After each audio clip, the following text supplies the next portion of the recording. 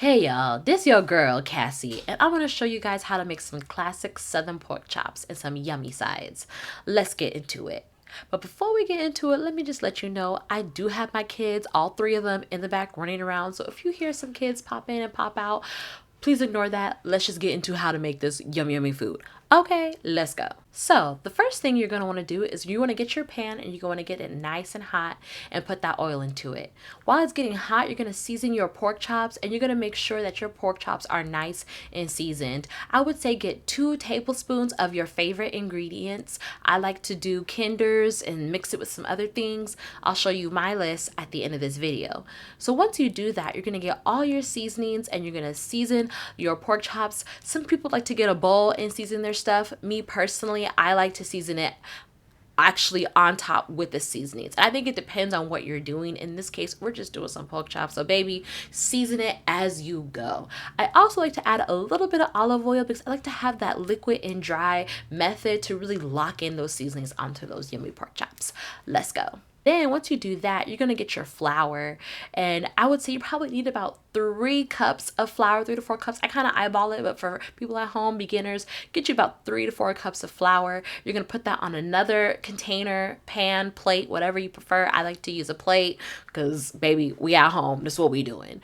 So then once you get your plate, you put that flour on top, then you're going to season it. Use your same seasonings to do about a tablespoon. Make sure it's nice and seasoned. Then you're going to add your pork chops. Then we're going to add our pork chops. We're going to dredge those pork chops on both sides. Make sure it's nice and coated. Then, baby, you're going to put it into that hot pan. If you don't know if your pan is hot, get a little bit of flour. Drop that in there. If it doesn't crack, sizzle, pop, baby, then it's not hot. Crack, sizzle, pop, not hot. Then after you do that, you're going to fry your pork chops, all of your pork chops into it. Do 2 at a time, how many at a time as you can. You definitely want to check it with the thermometer because for me, we don't want to get sick. I tip my pork chops up to 165. I would say I even get it maybe 163 and I'll pull it because it's still going to continue to cook. And for pork chops, you don't want them dry. You don't want them oinking at you. So make sure they cooked 165. Let's go. Then you're going to get your potatoes. I like to use golden potatoes. You can use any kind of potatoes you want. Some people say do a mix of golden potatoes and russet potatoes. Maybe we did golden potatoes. I had a 5-pound bag. I did 3/4 of the bag. Boiled that, cut that up, put it in the water, then boiled that. Added a little bit of season to my water because we want that season locked in. Okay, and then we drained it. We got that butter. We got that heavy cream. I put my seasons. I like to use a little bit of Parmesan cheese or a little mixed, cheese, whatever kind of cheese you like. Just add it because you just want a little bit. I would say about 1/4 cup to half a cup. Okay, depending on how much potatoes you're doing.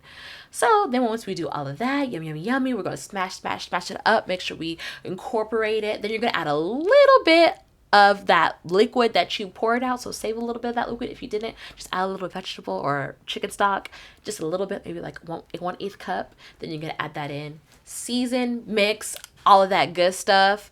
Then you're going to try and make sure it's good. Yum. Then next, we're going to move on to our vegetables. So I like to do French style green beans. I love French style green beans. And so once you do the French style green beans, then you're going to do your onions. You can have them sliced. You can have them quartered, however you like. I got them a little bit cubed. Usually I like to do sliced onions, but this time I did a little bit cubed. Then you're going to add your green beans. You're going to saute that up. Once it's that, I like to use tomatoes. I love tomatoes. I put tomatoes in everything. So a lot of my content, you're going to see tomatoes. So here I put some dried tomatoes. I added that in, mixed it up really well, cooked it, continued a little bit more until those green beans are nice and cooked and crunchy. And I made sure that these were dehydrated tomatoes, so we got to make sure that they're nice and hydrated, right? Season it up, yummy, good. Now we're on to our last part, is the sauce. This is everything, okay? So with the sauce, you're going to add in your ingredients. So first, you're going to do your butter, your fat. You're going to melt that in, then you're going to add your flour, and you're going to mix it up really good because you want to have a little paste. So once we do that, we're going to add in our liquid. I added in another liquid outside of the butter. I also added in white wine vinegar because I like to have a little bit of that that extra flavor. You want layers and layers on your sauce. Okay, so that's why we add that white wine vinegar. Then we went in, and once we got that into a nice paste consistency, it started to get thick. As you saw, my pan was a little too hot, so still got to stick to the sides. So if you need to scrape it, go ahead, scrape it. Then I added my other liquid, which was the beef broth. That's what I had. And so I just continued to scrape that off, and then I continued to mix. And I just kept adding the beef broth little by little. I kind of eyeballed it. I probably put in maybe like about a cup and a half. But for you, you know, you can just keep adding until it's the consistency that you want. So yes, this is my version of fried pork chops. Okay, yum, yum, yum. Please come back. Stay tuned for the next one. Ooh, ooh, ooh.